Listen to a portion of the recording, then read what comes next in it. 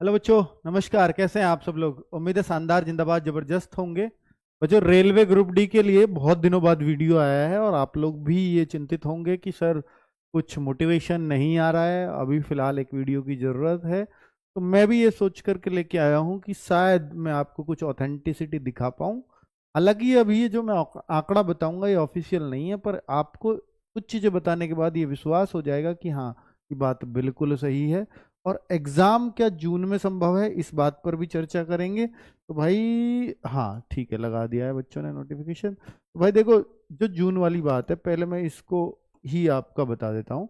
जैसे देखो, ये एक नोटिस वायरल हुआ था और ये मैंने आपको मालूम होगा कि जब भी ऐसी चीज़ें कोई वायरल होती हैं तो मैं इसका खंडन तुरंत, या तो वो सच है या वो गलत है, इसको तुरंत आपको रोजगार विदंकित व्हाट्सएप चैनल है उस पर बता देता हूँ। तो प्लीज भाई, अगर आप नहीं जुड़े हो और आप ऐसी अफवाहों से बचना चाहते हो तो उस चैनल से तुरंत जुड़ जाना और सारी इन्फॉर्मेशन, क्योंकि हर चीज पर वीडियो नहीं बनानी संभव नहीं है, आप भी जानते हो। कुछ मुझे लिखना है, कुछ मुझे बताना है। आप मेरे बच्चे हो, मुझे व्हाट्सएप आप सब लोग चलाते हो, तो मैं 2 मिनट में आपको वो इन्फॉर्मेशन दे सकता हूँ। और व्हाट्सएप पे तो सबके फ़ोन में होता ही है, इसमें तो कोई दिक्कत ही नहीं है। व्हाट्सएप चैनल की यही सुविधा है, क्योंकि आपको कोई परेशान नहीं करेगा, उसमें सिर्फ और सिर्फ मेरे ही मैसेज आएंगे। ठीक है। और उसमें मैं कोई प्रमोशन नहीं करूंगा ना, कभी कोई जैसे आप देखते होंगे व्हाट्सएप चैनल पे कि मैं कोई वीडियो का लिंक उसमें भेज रहा हूँ या मैं कोई बैच प्रमोट कर रहा हूँ, ये सब चीज़ें आप नहीं पाओगे उसमें। ये व्हाट्सएप चैनल की खास बात है।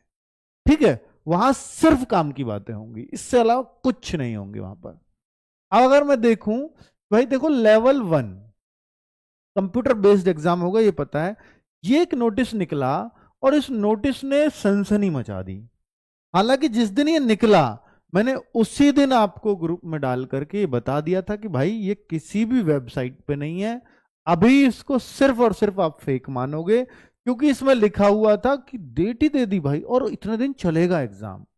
ये अचरज की बात ये थी कि ऐसे बता दिया कि 12 जून 2025 से 5 अगस्त 2025 तक एग्जाम चलेगा। तो इतना दिन तो चलेगा भी, ये बिल्कुल सही है। तो इसको देख करके मैं भी हैरत में पड़ गया कि भाई ये जो है, इस तरह से ऐसे कैसे हो सकता है। क्योंकि अभी एनटीपीसी का एग्जाम है। अगर मैं आपको बात करूं कि ये क्यों नहीं हो सकता, देखो, होने को तो भाई कुछ भी हो सकता है, क्योंकि वेबसाइट पे नहीं है, इंटरनल चला हो, पर इंटरनल चला के अपने पास छाप के थोड़ी ना रखेंगे, अब तक वेबसाइट पे आ गया होता। तो अगर वेबसाइट पे, अगर ये रियल होता तो वेबसाइट पे आ चुका होता। बट इस डेट को देख करके मुझे लगा कि ये शायद कहीं ऐसा ना हो, तो मैं इसकी थोड़ा सा, फिर मैंने देखा कि यार एनटीपीसी का ये लोग अप्रैल लास्ट में लेकर के जाएंगे। कब? अप्रैल लास्ट में। आप खुद देखो, अप्रैल लास्ट में एनटीपीसी ग्रेजुएशन लेवल शुरू करेंगे, जो 1 से 1.5 महीने चलेगा। फिर आप देखो कि ये जो मई के लास्ट में, जो अप्रैल लास्ट में, तो जब ये 1 से 1.5 महीने चलेगा, तो मई के लास्ट में होगा, वो जून में होगा। तो मोस्ट प्रोबेबली जो जून में एग्जाम होगा वो होगा एनटीपीसी का। पहले जो शुरुआत होगी वो ग्रेजुएशन लेवल की होगी और बाद में होगी वो 10+2 की होगी। क्यों सर? फॉर्म तो पहले 10+2 के आए थे, तो ये एग्जाम होना चाहिए। देखिए, कायदा यही होता है वैसे, जो पहले फॉर्म आए। अभी ये जरूरी भी नहीं है जो मैं बता रहा हूं कि ये बिल्कुल सही ही हो, बट ये संभावना है कि जिसमें फॉर्म कम होते हैं उसका एग्जाम पहले होता है। तो इसमें थोड़े से कम फॉर्म है, 58 लाख और इसमें 63 लाख। आज सुबह वीडियो बनाई है इसमें 10+2 वाले में। तो ये अगर अप्रैल लास्ट में, मैंने मान लिया कि 20 अप्रैल के बाद में शुरू भी होगा, तो अप्रैल और मई पूरे चलेगा भाई। अप्रैल में तो लास्ट में ही शुरू हो रहा है, तो मई लास्ट तक एक ही महीना हुआ। तो जून में भी कुछ दिन में एग्जाम चला जाएगा, क्योंकि 58 लाख का आसान नहीं है एग्जाम कराना। फिर ये अपना 1.5 महीना अलग लेगा। अगर ये 1.5 महीना लेगा और ये बिल्कुल रेगुलर भी इन्होंने स्टार्ट कर दिए बिना किसी गैप के, तो जुलाई एंड तक ये खत्म होगा। तो अगर कोई संभावना बनी भी इसकी, तो वो जुलाई एंड में बन सकती है। जुलाई एंड, ठीक है, उससे पहले संभावनाएं खत्म सी समझो। इसलिए नोटिस पूरी तरह से फेक लगा, क्योंकि ये जून में भी इन्होंने 12 जून से दे दिया, और जबकि ऐसा हो ही नहीं सकता कि एनटीपीसी से पहले ग्रुप डी करा दें, ये संभव ही नहीं है, क्योंकि इसके फॉर्म तो उनसे ज्यादा हैं। हालांकि इसका एक एग्जाम लेने से इसमें सिलेक्शन का प्रोसेस जल्दी है, क्योंकि इसमें सिर्फ एक एग्जाम लेना है। इनमें CBT2 भी कराने पड़ेंगे, पर CBT2 के लिए ना ज्यादा समय नहीं चाहिए। पैरेलली बहुत सारी चीजें चलती रहेंगी। अब आती है कि फॉर्म्स की संख्या क्या है। तो मैं आपको एक चीज दिखाना चाहता हूं कि देखिए ग्रुप डी में फॉर्म, ये मैंने एग्जाम की बात कर ली। ग्रुप डी में अगर आप मेरे से फॉर्म्स की संख्या पूछोगे तो मैं आपको बोलूँ भाई देखो, रेलवे ग्रुप डी में ये पिछली बार का डेटा है, जब 2019 में आई थी तो 1,03,769 पोस्ट आई थी, और उस टाइम पे फॉर्म भरे गए थे इसमें 1,15,00,000 फॉर्म। एनटीपीसी में इससे ज्यादा फॉर्म, तो ग्रुप डी में 1,15,00,000 फॉर्म थे। ये बहुत दिनों बाद ओपन भर्ती आई थी, वरना इससे पहले ITI के थ्रू हुई, यानी इससे जस्ट पहले जो 2018 में भी एक भर्ती आई वो ITI के थ्रू हुई, उसमें इतने फॉर्म नहीं पड़े, पर इसमें 1,15,00,000 फॉर्म भरे जो ओपन थी सबके लिए। अब इसमें भी ये ओपन है, तो क्या सर इसमें भी 1 करोड़ फॉर्म आ जाएंगे? एक तो 3 साल का एज जो इसमें नहीं मिली थी, अब वो छूट भी मिलने जा रही है, मिली है मतलब बच्चों को फॉर्म भरने के लिए। दूसरा, ये आप एनटीपीसी में देख सकते हो, एनटीपीसी में जो ग्रेजुएशन लेवल है जहां पर 58 लाख फॉर्म है, तो यहाँ ग्रेजुएशन लेवल है तो बहुत कम फॉर्म होने चाहिए थे, पर ये वैकेंसीज ज्यादा है, तो 8,000 कुछ वैकेंसी, ये मात्र 3,000 वैकेंसी। अगर ये 8,000 होती तो फॉर्म 80 लाख होते कम से कम। 10+2 वाले फॉर्म्स की संख्या बहुत ज्यादा होती है, ठीक है। तो ये 63 लाख फॉर्म 10+2 में है, जहां मात्र 3,000 वैकेंसी। और ये RTI का जवाब है। 58 लाख फॉर्म अभी जोन वाइज नहीं दिए हैं। अभी सोचो एनटीपीसी का भी जोन वाइज डेटा तैयार नहीं है, तो ग्रुप डी के अगर आपको कोई जोन वाइज डेटा दिखा रहा है तो वो गलत दिखा रहा है, क्योंकि ये कह रहे हैं कि अभी तो हमारे पास इसका ही तैयार नहीं हुआ, इसकी स्क्रूटनी चल रही है जोन वाइज करने की। तो ग्रुप डी का तुरंत के तुरंत थोड़ी ना सेट कर देंगे वो जोन वाइज डेटा। तो अब आप ये देख सकते हो कि अगर इसमें जहां वैकेंसी मात्र 3,000 हैं, वहां पर अगर 63 लाख फॉर्म हैं, तो जहां वैकेंसी 32,000 हैं, और क्या एज क्राइटेरिया भी बड़ा हो कि 3 साल, भाई ग्रुप डी में एज क्राइटेरिया बड़ा होता है, ठीक है। 36 साल तक अब के इस बार लोग फॉर्म भर पा रहे हैं उसमें। तो अगर आप देखो एज क्राइटेरिया, एजुकेशनल क्वालिफिकेशन मात्र 10th हो गया, जो 12th कर रहे हो 10th तो कर ही रहे होंगे, तो ये ज्यादातर बच्चे वहां फॉर्म भरेंगे। 10th वाले और कुछ और एक्स्ट्रा हो जाएंगे, और कुछ बच्चे जो वैकेंसी देख कर, यहां मात्र 3,000 की वजह से फॉर्म नहीं है और 32,000 देख करके वो फॉर्म भरेंगे। तो ये 110% 80 लाख से 1 करोड़ के बीच, 80 लाख से 1 करोड़ के बीच, ये मैं अभी लिख के दे रहा हूं, 80 लाख प्लस होंगे, 1 करोड़ से भी प्लस जा सकते हैं, पर इतने तो एटलीस्ट 1 करोड़, ये मैं अनुमान बता रहा हूं, इतने फॉर्म्स जरूर होंगे। ये इससे प्लस ही हो सकते हैं, इससे कम नहीं हो सकते, ये मेरा अनुमान है, ठीक है। क्योंकि पिछली बार 1,15,00,000 थे तो वैकेंसी 1 लाख थी, इस वजह से मैं इस आंकड़े को पार नहीं कर रहा। पर अगर ये पार कर गया तो ये बहुत भयावह आंकड़ा होगा, फिर कंपटीशन बहुत ज्यादा देखने को और भी मिलता, ठीक है। तो ये मैंने आपको एक डेटा बता दिया है। अभी जिन बच्चों ने जो फॉर्म भर रहे हैं ऑलरेडी, तो उनके लिए बता दूं भैया, अगर करेक्शन नहीं किया है तो प्लीज फॉर्म में करेक्शन कर लो 4 मार्च से 13 मार्च के बीच में। अभी आज 11 मार्च को वीडियो बना रहा हूं, 2 दिन और हैं करेक्शन करने के लिए, 12 और 13, और आज भी है।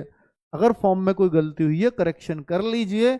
अगर एक बार ये डेट निकल गई तो फिर आप फॉर्म में करेक्शन नहीं कर पाओगे, और फिर कोई और उपचार भी नहीं है इस बात का, ठीक है। दूसरा एक और बात बताता हूं बच्चों, सर ITI वालों ने कोर्ट में केस कर दिया। भाई देखो, वो अपने हक के लिए लड़ रहे हैं, आपको एग्जाम पे फोकस करना है, ठीक है भाई। वो उनका इसमें वो मानते हैं कि ग्रुप डी की वैकेंसीज ITI वालों के लिए ही थी, कोर्ट में ये था।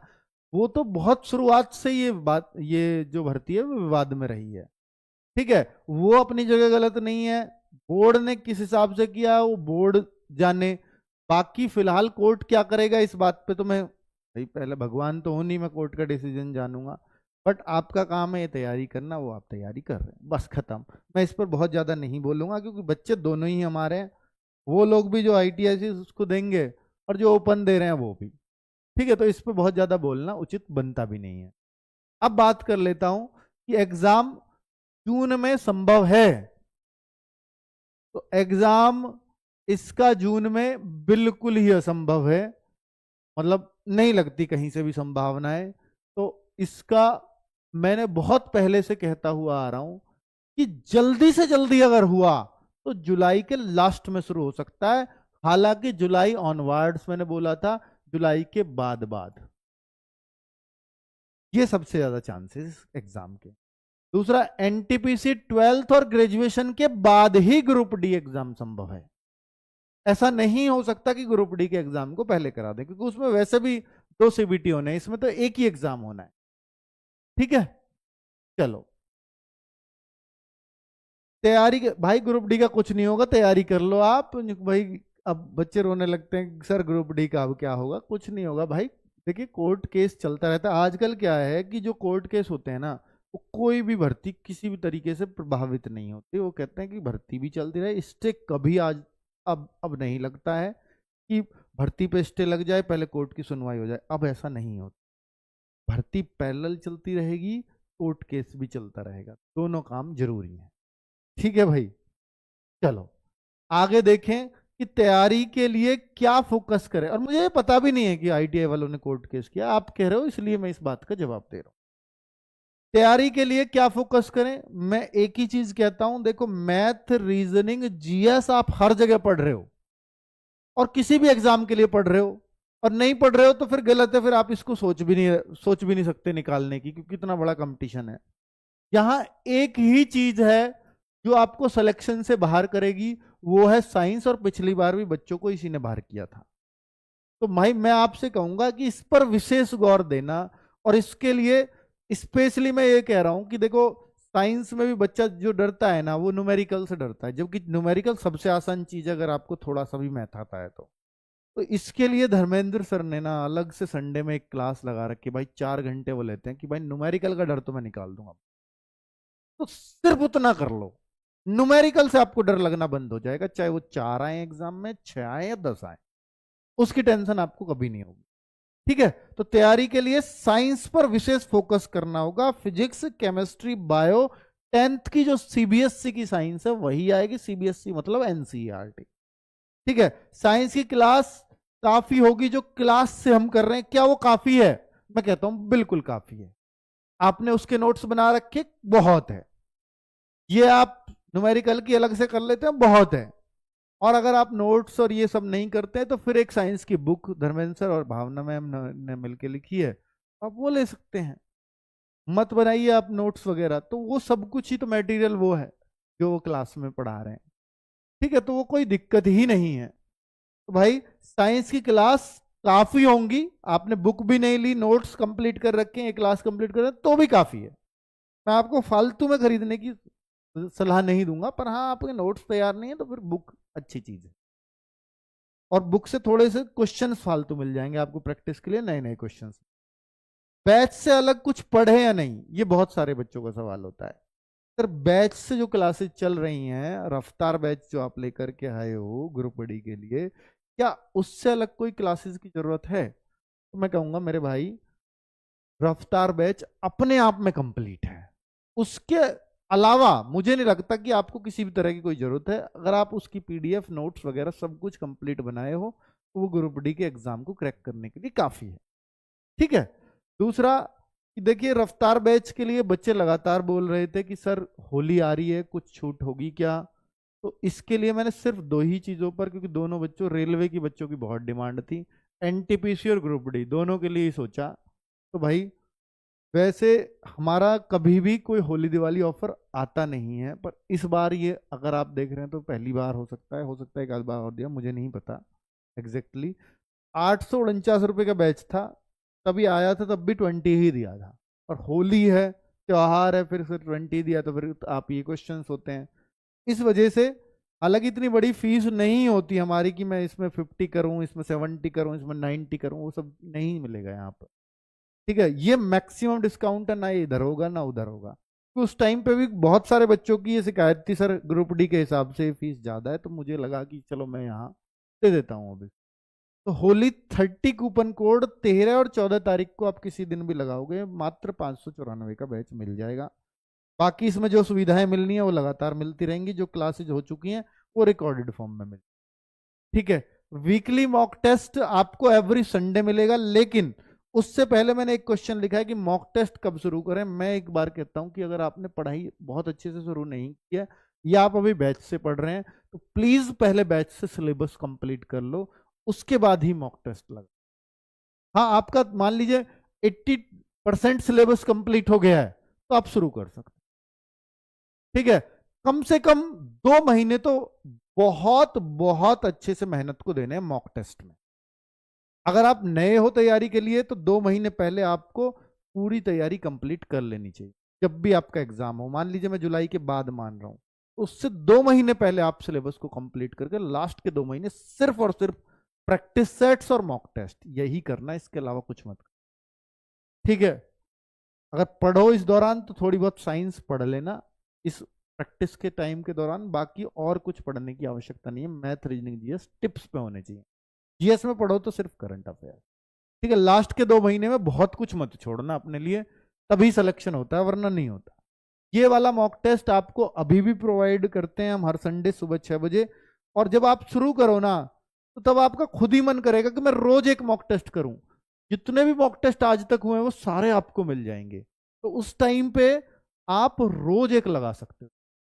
अभी जो हो रहे हैं टेंशन मत लो, लेकिन जब आप मॉक टेस्ट के लिए खुद को तैयार समझोगे, जब एक दिन छोड़कर एक दिन छोड़कर एक दिन छोड़कर दे सकते हो या रोज दे सकते हो, और इतने मॉक टेस्ट इसमें आपको अवेलेबल मिलेंगे कि हमने बहुत दिन से करा रहे हैं मॉक, ठीक है ना।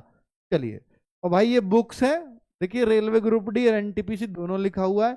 ये साइंस थी, अगर आपके पास ये है तो सफिशियंट है। ये भी अगर लेटेस्ट है कि भाई मुझे तो धर्मेंद्र सर और भावना मैम के हाथ की ही लिखी चाहिए, तो वो ये है, ये हमारी टीम ने लिखी थी और ये भी बेस्ट लिखी थी, इसमें भी कोई दिक्कत नहीं है। तो आप इनमें से कोई सी भी एक बुक ले सकते हो, पर ये लेटेस्ट है, ठीक है। ये आपके सर और मैम ने लिखी है जो पढ़ाते हैं।